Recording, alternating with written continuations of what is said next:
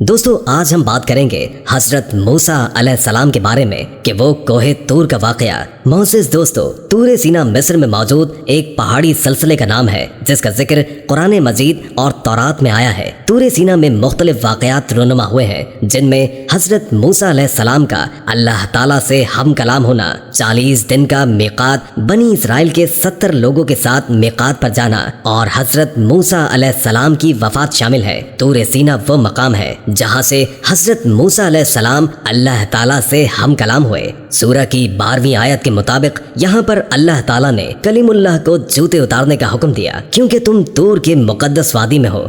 यानी इस आयत से तूर सीना के तकद्दुस को साबित किया गया है। इसी तरह सूरह तूर में अल्लाह ताला ने इस पहाड़ की कसम खाई। इस पहाड़ पर बहुत से वाकयात पेश आए। हजरत मूसा अलैहिस्सलाम फिरौन के गरक होने के बाद बनी इसराइल के साथ बहराए अहमर पार करके वादी सीना के एक ऐसी कौम के पास से गुजरे जो बुतों को पूजती थी। और जब बनी इसराइल ने ये देखा तो वो कहने लगे, ऐ मूसा, जैसे इन लोगों के माबूद है, हमारे लिए भी ऐसा ही एक माबूद बना दो। मूसा अलैहिस्सलाम ने कहा, तुम बड़े ही जाहिल हो, ये जिस काम में लगे हुए हैं तबाह किया जाएगा और इनका ये काम महज बेबुनियाद है। फरमाया, क्या अल्लाह ताला के सिवा कोई और माबूद तलाश करूं, हालांकि उसने तुमको तमाम जहानों पर फौकियत दी है। हजरत मूसा अलैहिस्सलाम अपनी कौम को लेकर आगे बढ़े। अल्लाह ने बनी इसराइल की हिदायत और रहनुमाई के लिए हजरत मूसा अलैहिस्सलाम को आसमानी किताब देने का फैसला किया। हजरत मूसा अलैहिस्सलाम ने कोहे तूर पर जाने से कबल अपने भाई हजरत हारून को अपना जानशीन मुकर्रर किया।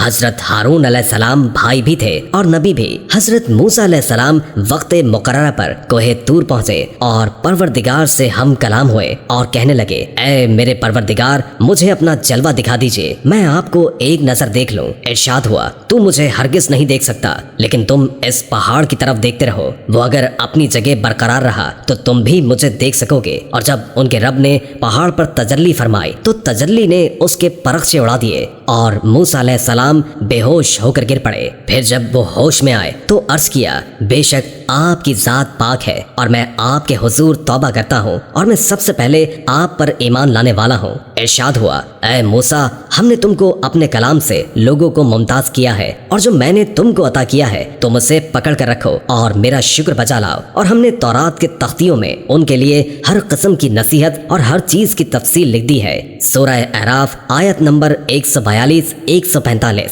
ये हजरत मूसा अलैहिस्सलाम का अल्लाह से हम कलामी का दूसरा वाकया था। हजरत मूसा अलैहिस्सलाम जब 40 रातों के लिए कोहे तूर पर गए तो पीछे सामरी नामी एक कप्ती ने, जो हजरत मूसा अलैहिस्सलाम का पड़ोसी था, बज़ाहिर आप अलैहिस्सलाम पर ईमान लाकर साथ हो गया था, बनी इसराइल के सोने के जेवरात इकट्ठा करके एक बछड़ा तैयार किया। जब उसने हजरत जिब्रील अलैहिस्सलाम को घोड़े के सोए के नीचे की मट्टी शामिल कर ली, ये बछड़ा जब तैयार हो गया तो कुछ कुछ बैल की आवाज निकालता था, यानी इसमें कुछ हवा दाखिल हो जाती थी तो वो गाय या बैल की आवाज निकालती। इस आवाज से बनी इसराइल को गुमराह किया और बोला, यही तुम्हारा असल माबूद है। जब हजरत मूसा अलैहिस्सलाम तौरात लेकर वापस आए तो देखा कि बनी इसराइल सामने सोने के बछड़े की परस्तिश कर रहे हैं। आप अलैहिस्सलाम को सख्त नागवार गुजरा। गजबनाक होकर अपने भाई हजरत हारून अलैहिस्सलाम के सर के बाल और दाढ़ी पकड़कर उन्हें सख्त सुस्त कहा। हजरत हारून अलैहिस्सलाम ने अर्ज किया, मेरे भाई, मेरी दाढ़ी और सर के बाल मत खींचो, दरअसल कौम ने मुझे कमजोर ख्याल किया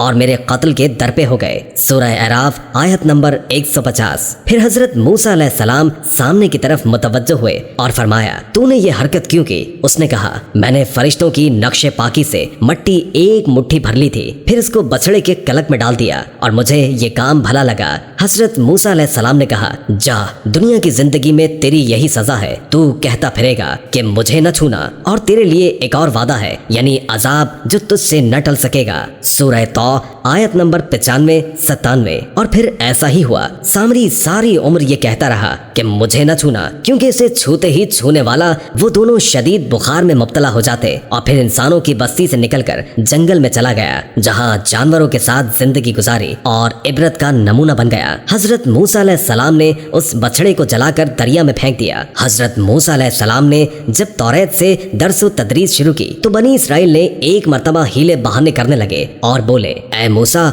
हम ये कैसे यकीन कर लें कि ये अल्लाह का कलाम है? हो सकता है कि तुमने खुद ही बना लिया हो। इस सूरत हाल पर हजरत मूसा अलैहिस्सलाम ने फिर अल्लाह से रुजू किया। अल्लाह ने फरमाया, اے موسیٰ، اس قوم کے منتخب افراد لے کر کوہ طور پر آ جاؤ تاکہ ہم ان کو اپنا کلام سنا سکے اور انہیں یقین آ جائے۔ حضرت موسیٰ علیہ السلام نے ان میں سے 70 سرکردہ افراد کو چنا اور ان کو کوہ طور پر لے گئے، اور جب ان لوگوں نے اپنے کانوں سے اللہ کا کلام سن لیا تو وہ بولے، جب تک ہم اللہ کو خود نہ دیکھیں کیسے یقین کر لیں؟ ان کی اس ہٹ درمی اور سرکشی پر کوہ طور لرز اٹھا اور اوپر سے شدید بجلی کڑکی، جس کی دہشت سے یہ بظاہر مردہ ہو کر گر پڑے۔ حضرت موسیٰ علیہ السلام نے اللہ سے دعا کی، جس پر اللہ نے ان کو دوبارہ زندہ کر دیا۔ پھر یہ سب گڑ گڑا کر توبہ استغفار کرنے لگے۔ اللہ تعالیٰ نے ان کی دعا کو قبول کر لیا۔ یہ لوگ قوم کے پاس آئے اور توحید اور حضرت موسیٰ علیہ السلام کی رسالت کی گواہی دی، مگر کچھ ہی دن گزرے تھے کہ یہ لوگ پھر شرک میں مبتلا ہو گئے۔ اس مرتبہ اللہ نے ان کے سروں پر کوہ طور کو معلق فرما دیا۔ قرآن پاک میں ارشاد ہے کہ جب ہم نے تم سے وعدہ لیا اور تم پر